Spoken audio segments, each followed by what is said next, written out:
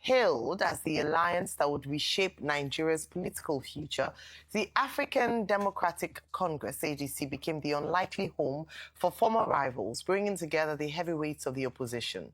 But today, there are whispers of cracks in the foundation that are becoming impossible to ignore.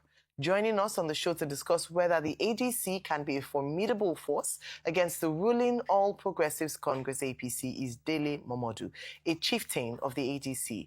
He would also discuss preparations being put in place for the party's convention. Good morning, Are Dele Momodu. You're most welcome to the morning show. Thanks for joining us today. Good morning and thank you. Well, Are Momodu, thank you for joining us. Two issues.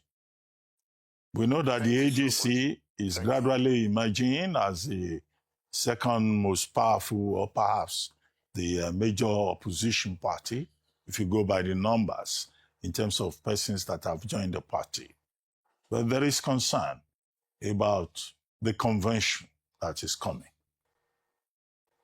Now, a lot of gladiators within the ADC.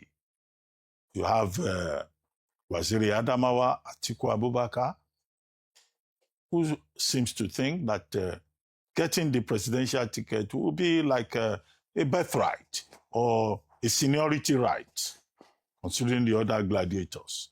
The other gladiators, Amechi, Rotimi Amechi, also believes that he has had very significant experience, from local government chairman to minister of the Federal Republic to governorship, and that he's just as qualified as other persons. And then you have Mr. Peter Obi, who has been in the race, who has also been a governor, and whose followers, the obedient community, say it is either Peter Obi or nothing, or no one else. So what is likely to play out in your estimation in the convention of the party?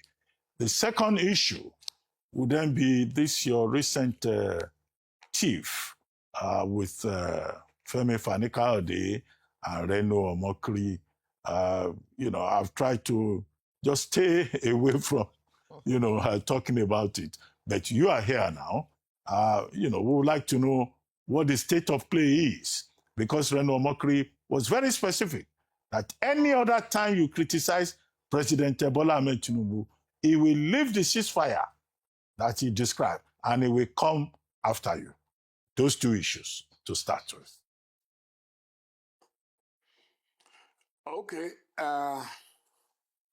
On the issue of ADC, I don't think there is anyone in our party who can say he owns the party. Not Atiku, not Obi, and others. Nobody can make such a claim. That's number one. Number two is that yesterday I watched your program and I was alarmed at the rate at which people are coming on television, on radio, in the newspapers to spew blatant lies, to rewrite our history. And so I believe that is why I am here this morning. ADC will determine who gets the ticket based on strategy.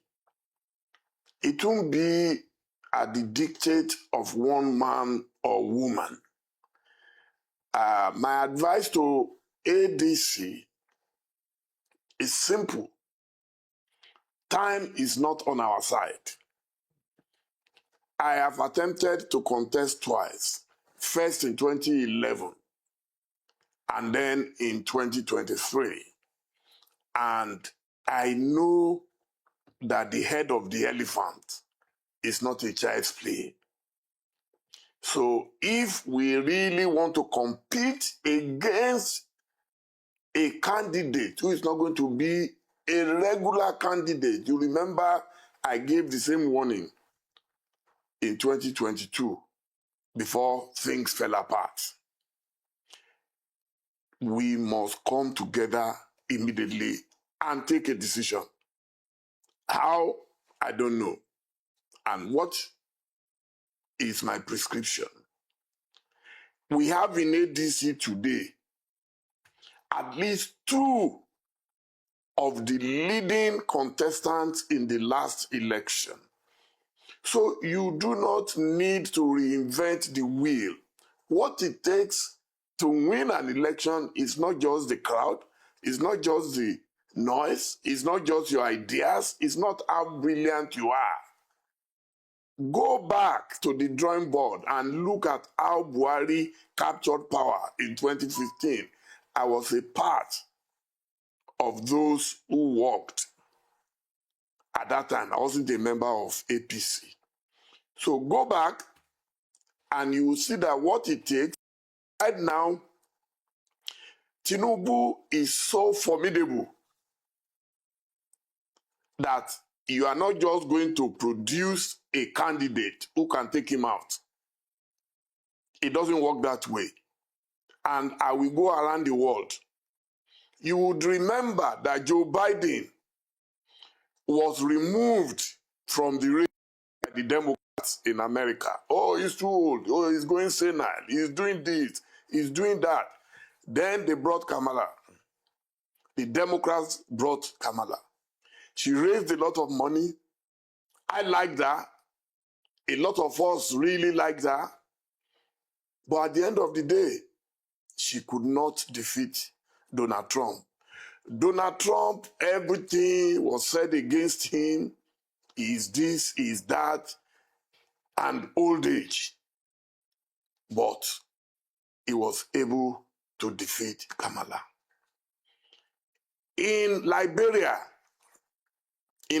where we have Joseph Bukar, today, I was in Liberia just last month, the old man was able to take out George Weah, the biggest, the most famous Liberian alive. If you can come back. What? Just a minute, sir. Who in ADC just a minute, sir. will So take where the I'm tickets, going, in your view, to defeat President Tinubu? Who has that? Who is your preference? No, no,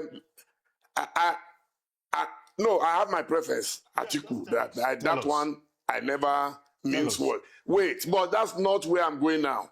Where I'm going now is that in matters of strategy, ADC must go to a part of the country where they are most disgruntled against the APC.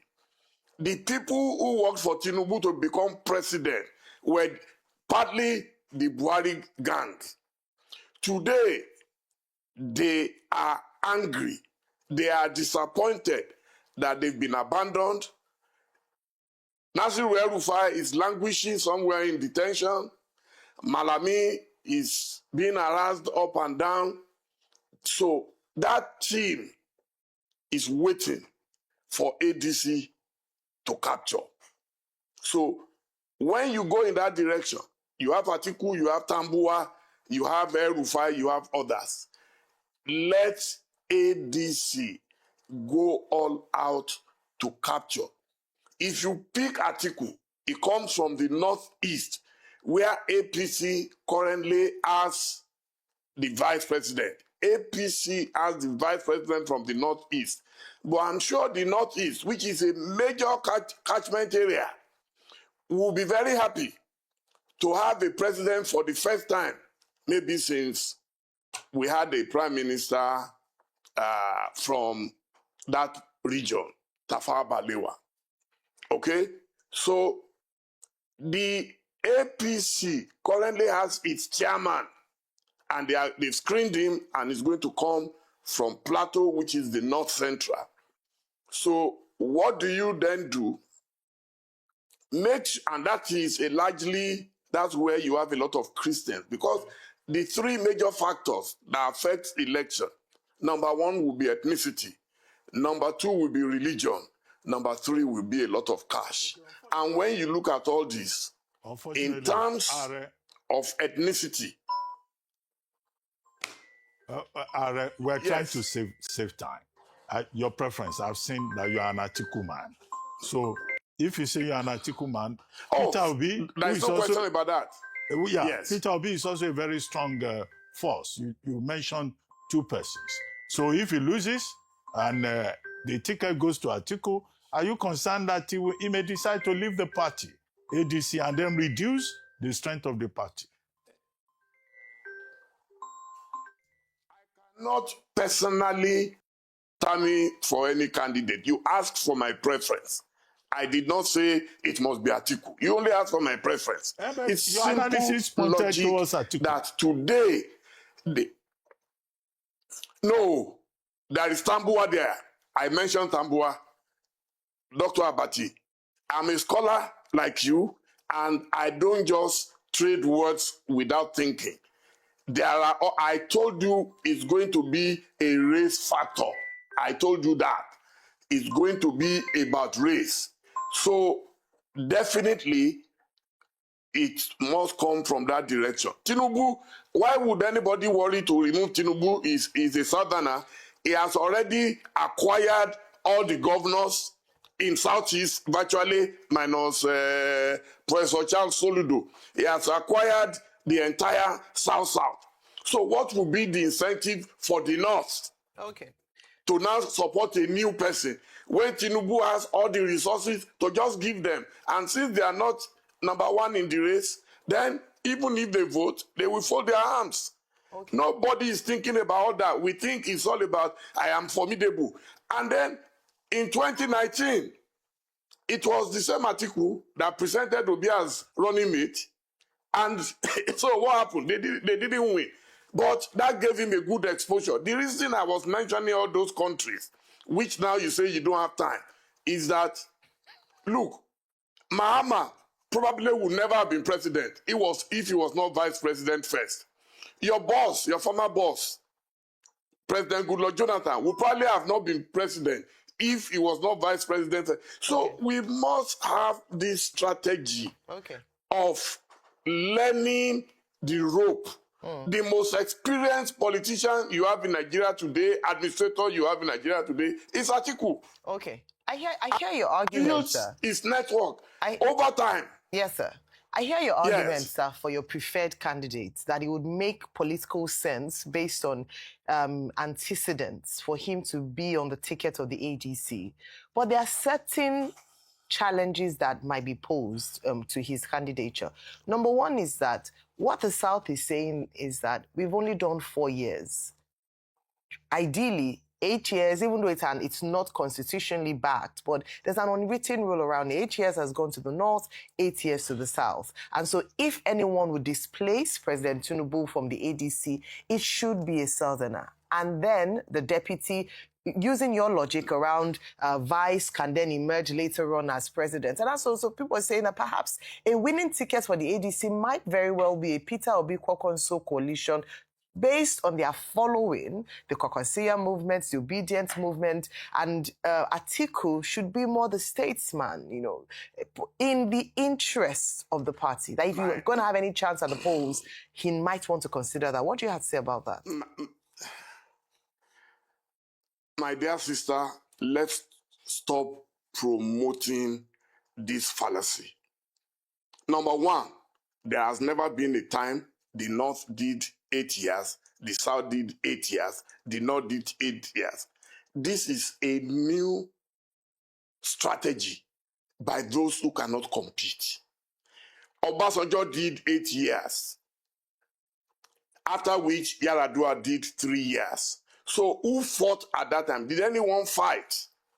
After Jonathan finished the 1 year, after the demise of his boss, did anyone fight to say the North should get the power and finish their 8 years? It never happened. As a matter of fact, Jonathan contested in 2011 and won. So he did a total of 5 years. After that, he contested again for 4 years. I did not hear any journalist come to preach about, oh, what is happening to Yar'Adua's time. Let us stop promoting this falsehood. It's a falsehood. That's number one. Today, there is a deficit for the North if you want to go that route. The other thing is that the Constitution of Nigeria does not stop anyone from contesting. That is why Buhari was contesting all the time and nobody stopped him. Nobody stopped him. So will you now say a gentleman's agreement is superior to the Constitution of Nigeria? Ruben Abati, you are a lawyer. I would like to throw it back at you. That are you saying that the meeting of people in a party supersedes that of the Constitution of the Republic of Nigeria? It is because people are not bold enough, people get bullied easily, they are afraid of speaking up. What is fair is fair. We're in a democracy. So if the argument is that the South feels it is our turn, I'm a Southerner. I have nothing against Obi or any Southerner who aspires. But today, you can see I'm talking about strategy. You ask me, can Tinubu be defeated? Who can defeat Tinubu? And I'm telling you that I don't care about personality. The strategy, if I'm to advise ADC today, is that go to the north where there is crisis, preponderance of it all over the places. Religion is going to play a factor. The Northeast will prefer a number one to a number two that they are not even sure if they will get the next time. We're talking strategy here. I'm not talking about a person. I'm a spokesman. I was a director of strategy. I'm not a spokesman for anybody. So the analysis, and I hope the ADC is listening, and opposition in general is listening. You must go to those who need incentives. Give them the incentive, because you can't compete with Tinubu when it comes to money. When it comes to structures, you can't compete with him. So the only way you can compete is technically. You have to be technical about this game. And I don't know why people cannot see it. Okay. Yeah. Bashir, the point you made that the Northerners didn't say they didn't want President Jonathan to succeed his boss. Well, you know, we need to double check that, because there was a lot of resistance from the North. And the argument was that the Constitution is superior to whatever emotions other people may have, leading to the doctrine of necessity that ensured that the integrity of the Constitution in that at that time, you know, was sustained. And that was how President Jonathan completed that remaining 1 year that you referred to. But I wanted to take you back to this controversy between you, Femi Fani-Kayode, and Reno Omokri. Where is the state of play right now? Because we didn't get to that. No, my priority is what you just mentioned now. I've moved past Femi and whoever. Now, the priority is that I was one of those who fought at that time. The Enough is Enough rally started in 2010. I was one of those who invited Charlie Boy. We all went on the street in Abuja. I've always been consistent about one thing, about fairness. So, and I see it, Jonathan would have had 9 years if he won in 2015. So there is no question about that. He was allowed to contest twice after completing 1 year. So we can now move on the issue of those who tried to bully me. You know, I have a record. I cannot be bullied. The message sometimes is not always as important as the messenger.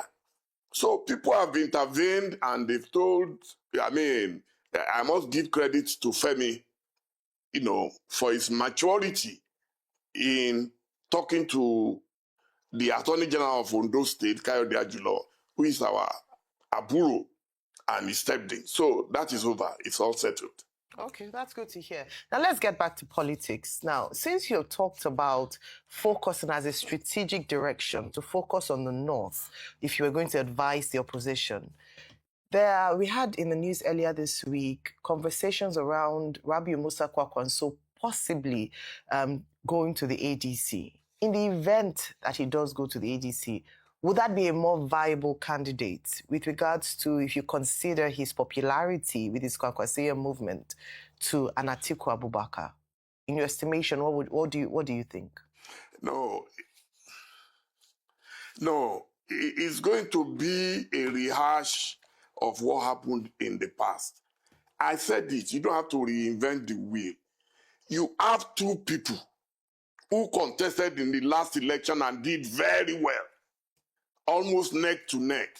You had Atiku as number 2, according to INEC and the Supreme Court. You had Peter Obi as number 3, according to INEC and the Supreme Court. So why do you want to dissipate your energy to now starting building structures? People will tell you we don't need structures. You need structures. I was part of the Buhari thing. Look, the amount of money spent on getting monitors nationwide, every polling booth, you must have your people there. The incentive is not there and the time is not there for you to start that. So you already have two people who have gone through this process and understand the challenges they face. And they've worked together in 2019. Some governors fought Atiku in 2019 when they picked Peter Obi. They said, no, we are superior, we are more experienced. We should not go that route. We are going to get, that is what the APC wants for us.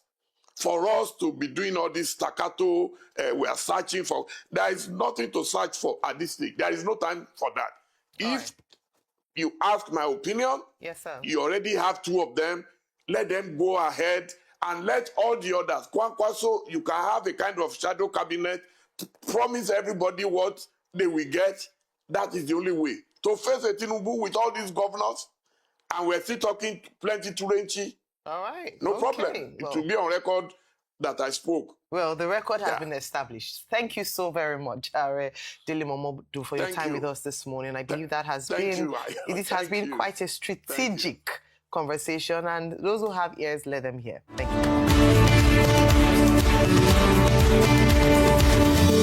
you.